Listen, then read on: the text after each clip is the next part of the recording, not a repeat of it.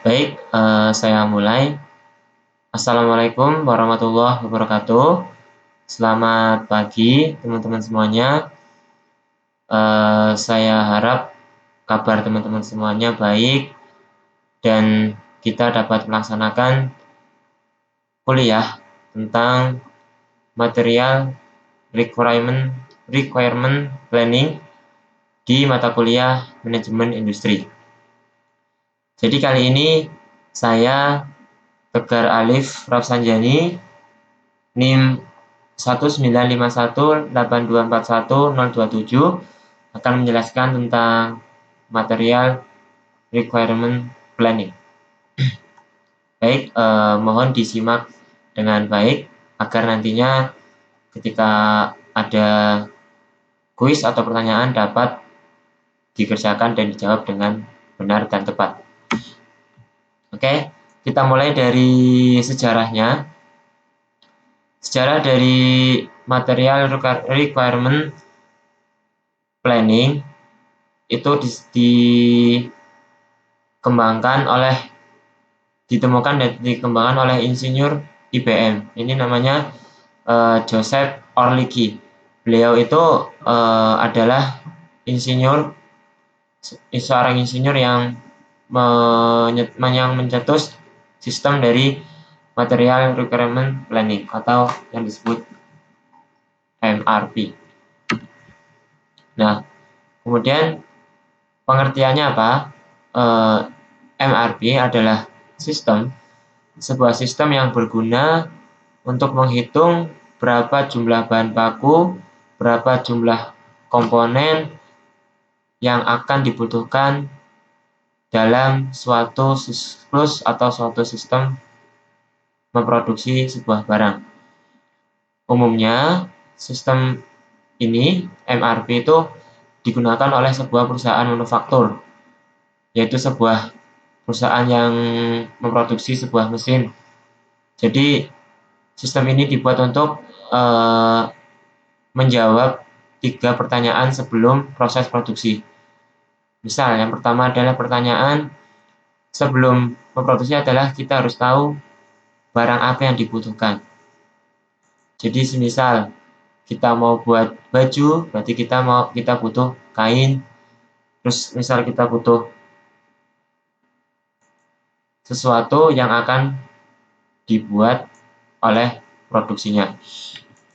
Kemudian pertanyaan kedua adalah berapa banyak barang tersebut dibutuhkan. Pertanyaan ini agar nantinya tidak ada barang yang lebih, tidak ada barang yang tidak digunakan. Jadi pertanyaan ini agar nantinya tidak ada barang yang terbengkalai dan tidak digunakan, sehingga semua barang, semua komponen, semua bahan baku digunakan dengan baik, secara efektif dan efisien. Kemudian kapan barang tersebut dibutuhkan? Pertanyaan ketiga ini adalah untuk menentukan skala prioritas kapan barang tersebut harus sampai ke tangan pelanggan. Misal pertanyaan ini juga bisa digunakan untuk mengira-ngira atau menghitung berapa lama waktu dari pembuatan sebuah produk atau sebuah barang. Jadi sistem MRP atau Material Requirement Planning ini dibuat untuk menjawab 3 pertanyaan terkait pembuatan sebuah barang, sebuah produk. Kita lanjut.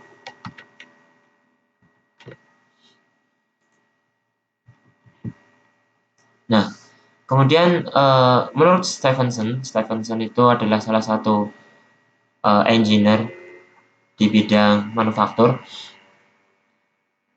Beliau mengemukakan bahwa material requirement planning adalah suatu sistem informasi yang di dalamnya terdapat jadwal produksi induk,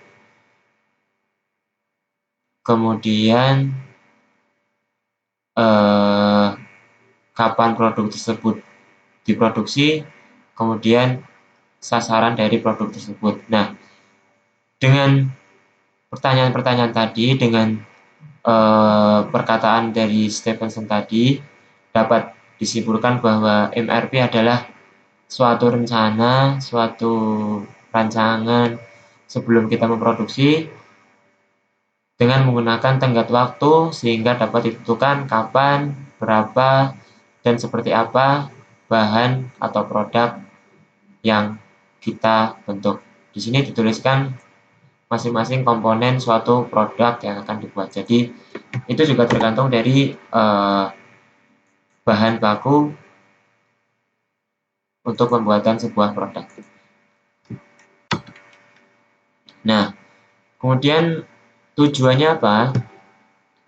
Tujuan dari MRP, Material Requirement Planning, itu ada empat tujuan inti.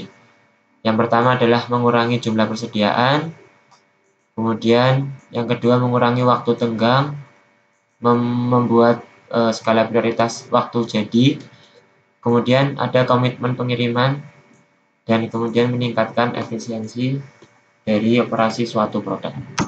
Nah, apa maksud dari mengurangi jumlah persediaan? Nah, tujuan pertama adalah mengurangi jumlah persediaan. MRP dapat menentukan jumlah komponen atau bahan baku yang dibutuhkan dan kapan dibutuhkan. Jadi, apa dan kapan komponen tersebut dibutuhkan dalam membutuhkan suatu produk atau suatu jadwal produksi induk. Nah, dengan demikian, perusahaan manufaktur atau perusahaan yang lain itu hanya perlu membeli material yang hanya dibutuhkan saja. Jadi, kita dapat menghemat waktu, menghemat biaya, menghemat tenaga, dan kita juga bisa menghindari kelebihan persediaan material dengan menggunakan sistem MRP ini. Jadi, tujuan utama MRP adalah untuk menghemat biaya, menghemat tenaga, dan menghindari kelebihan persediaan material sehingga persediaan material langsung digunakan dan langsung habis, agar nantinya tidak menumpuk di gudang atau menumpuk di sebuah pabrik dan tidak jadi limbah yang tidak digunakan. Kemudian tujuan kedua, mengurangi waktu tenggang atau lead time produksi dan pengiriman ke pelanggan. Nah, maksudnya apa? MRP ini maksudnya adalah MRP mengidentifikasi jumlah dan waktu material yang dibutuhkan. Biar apa? Tujuannya untuk agar pihak pembeli itu dapat melakukan tindakan yang tepat untuk memenuhi batas waktu yang ditetapkan. Sehingga tidak ada kata terlambat atau tidak ada kata kecepatan, tidak ada kata bahwa tidak tepat waktu sih. Jadi MRP ini benar-benar bertujuan agar menghindari waktu keterlambatan produksi yang dikarenakan oleh material. Misal kita mau membuat suatu barang, kemudian di tengah-tengah pembuatan produk itu tiba-tiba ada suatu bahan yang belum ada. Itu MRP mencegah hal-hal tersebut sehingga antara perencanaan dan pelaksanaan itu dapat terlaksana dengan baik, sinkron gitu. Jadi tidak ada kendala keterlambatan produksi yang dikarenakan oleh material. Nah, kemudian tujuan yang ketiga adalah komitmen pengiriman yang realistis kepada pelanggan. Dengan menggunakan MRP, sistem MRP itu pihak produksi dapat memberikan informasi yang cepat terhadap kemungkinan waktu pengirimannya. Nah, kalau tadi waktu tentang pembuatan produksi, kalau ini adalah waktu terkait pengiriman terhadap pengiriman ke pelanggan. Jadi selain tidak terjadi keterlambatan produksi, MRP juga mencegah keterlambatan waktu pengiriman ke pelanggan. Tujuan yang keempat adalah meningkatkan efisiensi operasi. Nah, dengan adanya MRP ini, setiap unit, setiap divisi, setiap departemen yang bekerja itu terkoordinasi dengan baik, sehingga tidak ada tenaga yang terbuang, tidak ada waktu yang terbuang, tidak ada bahan yang terbuang. Jadinya nanti efisiensi operasional di setiap unit kerja itu dapat berjalan dengan baik, sehingga tidak mubazir istilahnya. Nah, sebuah sistem pastinya memiliki dua unsur yang penting ya, yaitu input dan output. Ya. Sebuah sistem bisa bekerja dengan baik dikarenakan ada input dan outputnya. Nah, di sistem MRP ini pun memiliki input dan output. Nah, inputnya apa? Input dari MRP ini ada 3, yaitu Master Production Schedule atau jadwal produksi. Ini adalah jadwal yang mengatur tentang kapan produksinya, kapan dimulai, kapan break, kapan istirahat, kemudian kapan selesai. Kemudian inventory status file. Ini berkas status persediaan. Jadi apa aja yang kita butuhkan dan yang belum ada apa. Nah, ini kemudian ada bill of materials.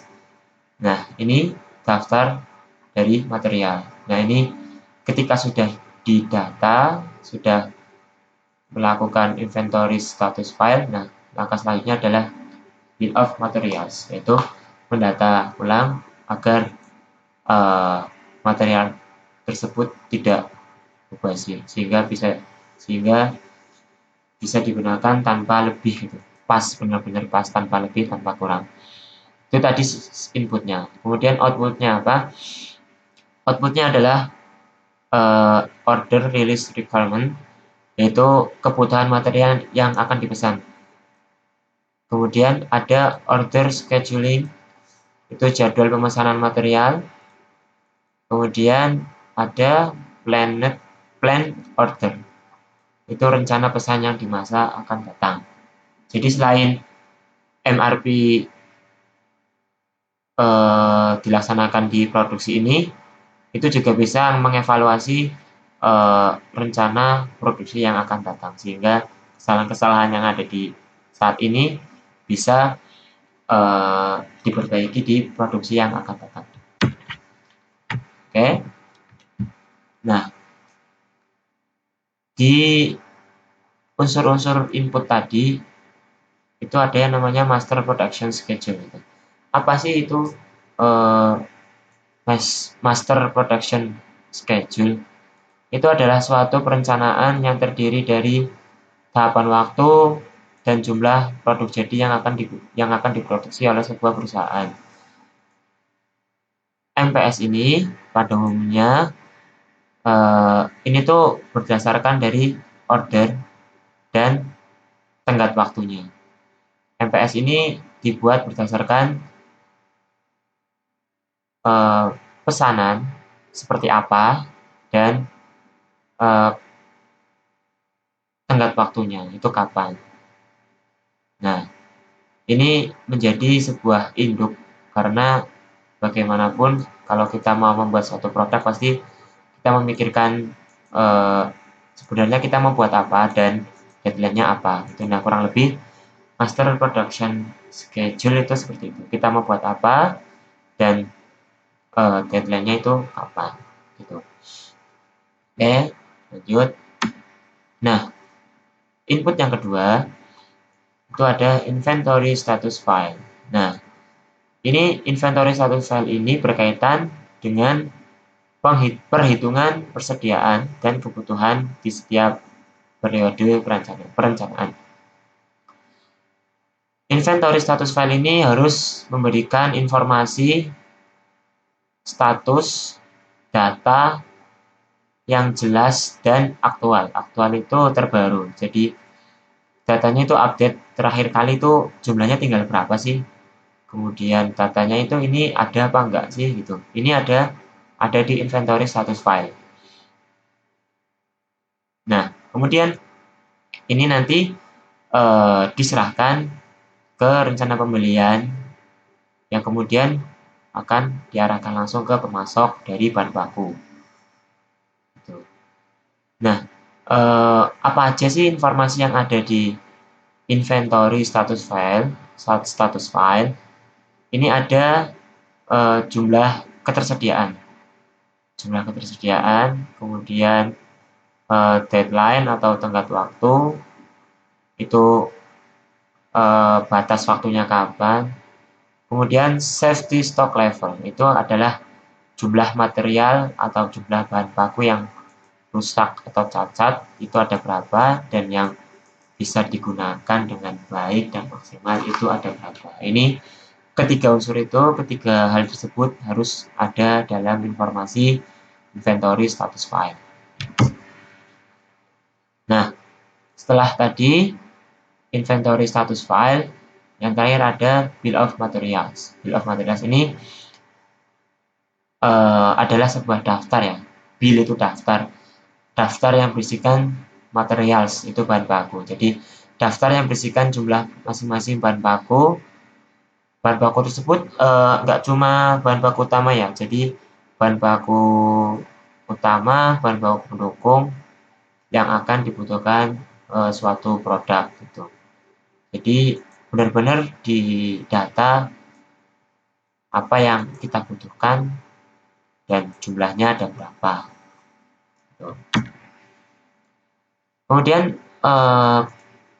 setelah mengetahui MRP, sebenarnya penerapannya itu seperti apa? Teman-teman pasti harus pengen tahu ya, penerapan dalam material requirement planning itu apa. Nah, penerapannya ini, jadi misal sebuah perusahaan berencana akan memproduksi sebuah mesin atau sebuah produk sebanyak 877 buah pada minggu ke-4 bulan April misal, dan sebanyak 864 buah pada minggu ke-1 bulan Mei. Nah, di sini digunakan perhitungan MRP. Nah, perhitungan MRP ini dilakukan berdasarkan kebutuhan produksi. Misal 877 buah itu nanti berapa banyak bahan, kemudian berapa lama, kemudian kira-kira masa produksinya itu berapa lama, terus tenaga kerjanya butuh berapa, mesinnya butuh apa. Ini MRP penerapannya adalah seperti itu. Jadi material dan tenaga, dana itu tidak terbuang sia-sia ketika kita melaksanakan MRP sebelum melakukan produksi. Nah, ini adalah tadi ya, ini sebuah grafik dari penjelasan sistem MRP ini. Jadi MRP ini ada di tengah karena dia adalah sebuah sistem, pasti memiliki input dan output. Nah, di sini